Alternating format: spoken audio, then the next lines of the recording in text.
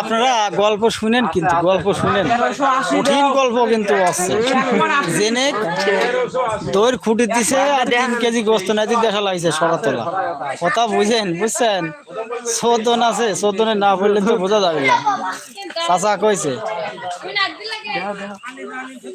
চাচা চোদনে না বললে কি বোঝা যাবে? কোন চোদনে না বললে বোঝা যাবে না, বুঝছেন? আপনারা তো 4-5 জন কি হচ্ছে এটা কি লাইভ আছে, ইউটিউবে লাইভ আছে, সরাতলা দুটা ইউটিউবে লাইভ আছে। ইউটিউব আমি দেখতে পারবো না কেমন? অবশ্যই না ভাই। আর নাহিদ মাতাল, আরে কি দেখছেন?